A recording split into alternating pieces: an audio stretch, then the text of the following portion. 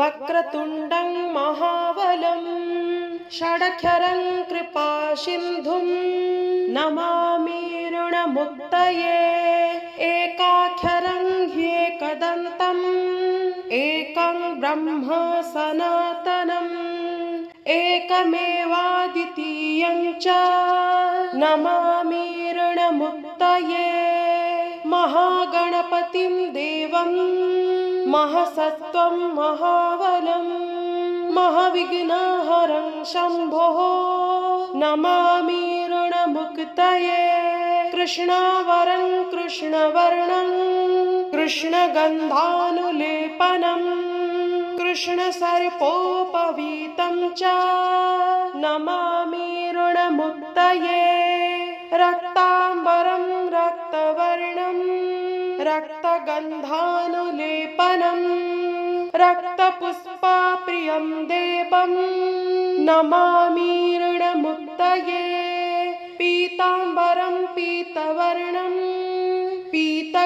पीतगन्धानुलेपनं पीतपुष्पप्रियं देवं नमामि ऋणमुक्तये धूम्राम्बरं धूम्रवर्णं धूम्रगन्धानुलेपनं होमधूमप्रियं देवं नमामि ऋणमुक्तये फालनेत्रं फालचन्द्रं पाशाङ्कुशधरं विभुं चामरालङ्कृतं देवं नमामि ऋणमुक्तये इदं त्वणुहरं स्तोत्रं सन्ध्ययां पठे नरः षण्मासाभ्यन्तरेणैव ऋणमुक्तो भविष्यति स्मरामि देवदेवेशं वक्रतुण्डं महाबलं षडक्षरं कृपासिन्धुं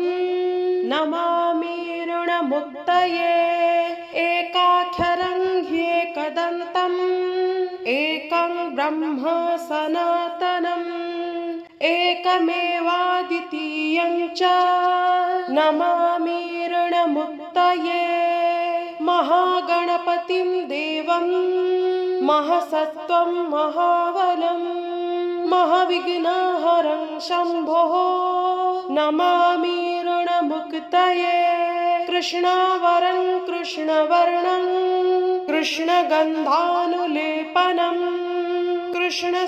कृष्णसर्पोपवीतं च नमामि ऋणमुक्तये रक्ताम्बरं रक्तवर्णं रक्तगन्धानुलेपनं रक्तपुष्पप्रियं देवं नमामि ऋणमुक्तये पीताम्बरं पीतवर्णं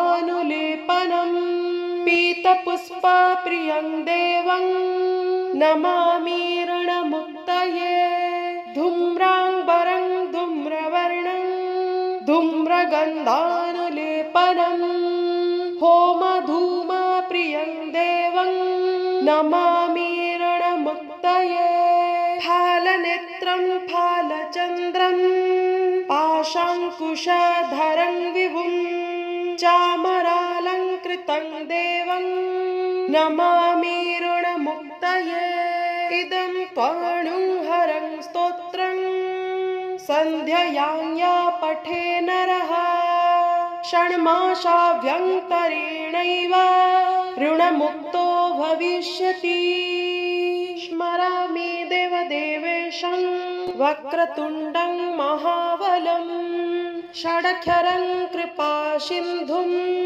नमामि ऋणमुक्तये एकाक्षरं ह्येकदन्तम् एकं ब्रह्म सनातनम् एकमेवाद्वितीयं च नमामि ऋणमुक्तये महागणपतिं देवं महसत्त्वं महाबलं महाविघ्नहरं शम्भोः नमामि ऋणमुक्तये कृष्णावरं कृष्णवर्णं कृष्णगन्धानुलेपनं कृष्णसर्पोपवीतं च नमामि ऋणमुक्तये रक्ताम्बरं रक्तवर्णं रक्तगन्धानुलेपनं रक्तपुष्पप्रियं देवं नमामि ऋणमुक्तये पीताम्बरं पीतवर्णं पीतगन्धानुलेपनं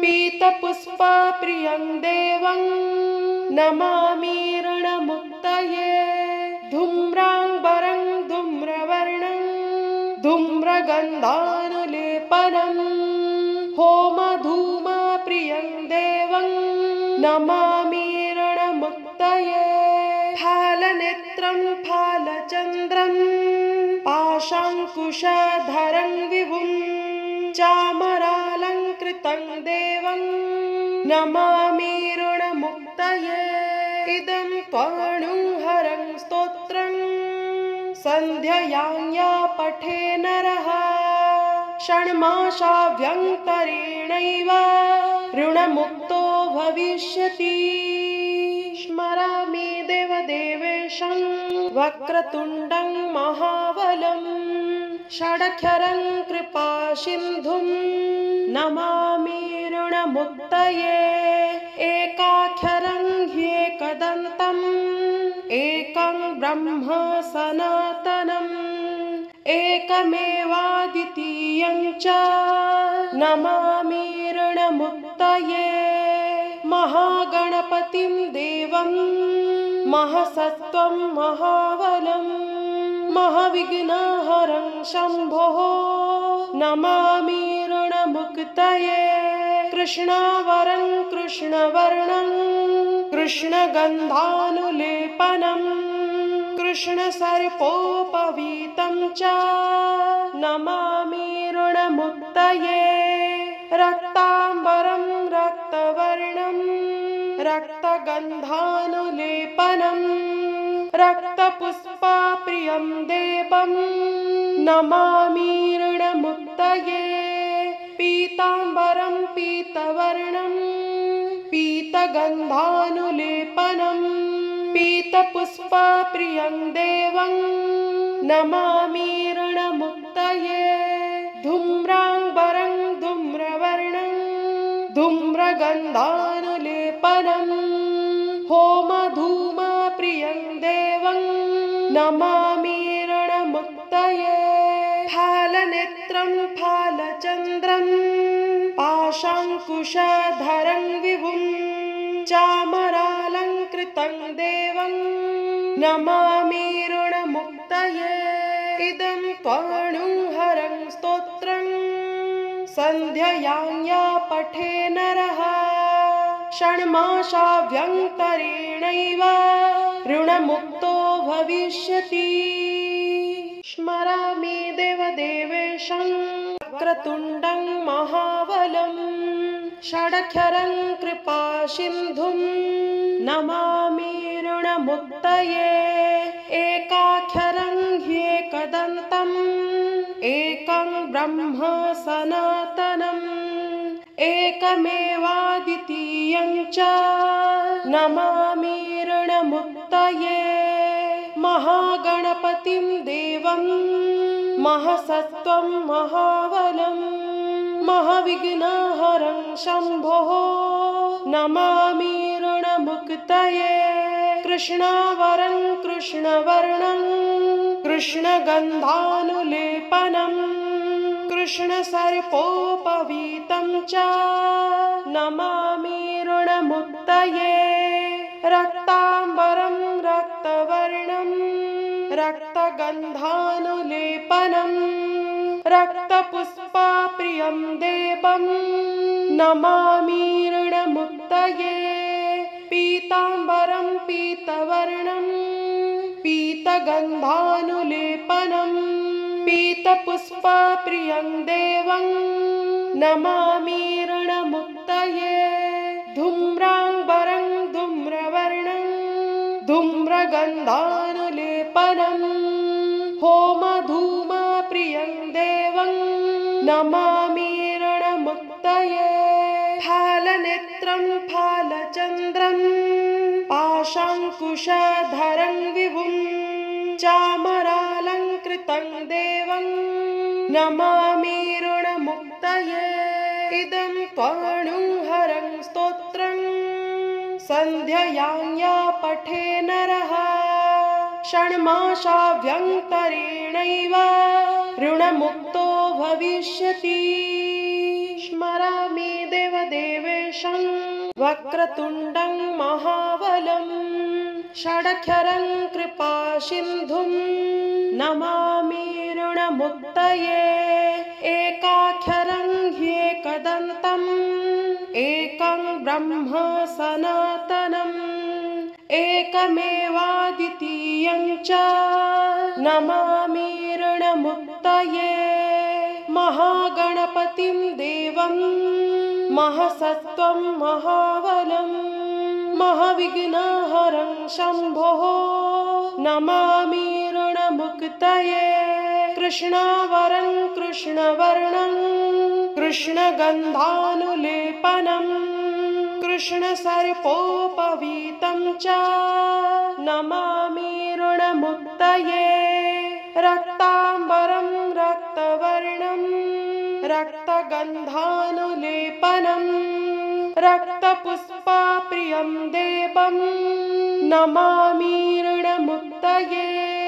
पीताम्बरं पीतवर्णं पीतगन्धानुलेपनं पीतपुष्पप्रियं देवं नमामि ऋणमुक्तये। धूम्राम्बरं धूम्रवर्णं धूम्रगन्धानुलेपनं होमधूमप्रियं देवं नमामि ऋणमुक्तये।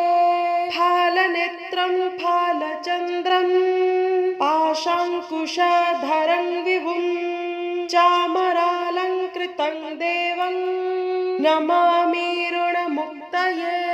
इदं त्वणुहरं स्तोत्रं सन्ध्ययां या पठे नरः षण्मासाभ्यन्तरेणैव ऋणमुक्तो भविष्यति। स्मरामि देवदेवेशं वक्रतुण्डं महाबलं षडक्षरं कृपासिन्धुं नमामि ऋणमुक्तये। एकाक्षरं ह्येकदन्तम् एकं ब्रह्म सनातनम् एकमेवाद्वितीयं च नमामि ऋणमुक्तये। महागणपतिं देवं महसत्त्वं महाबलं महाविघ्नहरं शम्भोः नमामि ऋणमुक्तये। कृष्णावरं कृष्णवर्णं कृष्णगन्धानुलेपनं कृष्णसर्पोपवीतं च नमामि ऋणमुक्तये।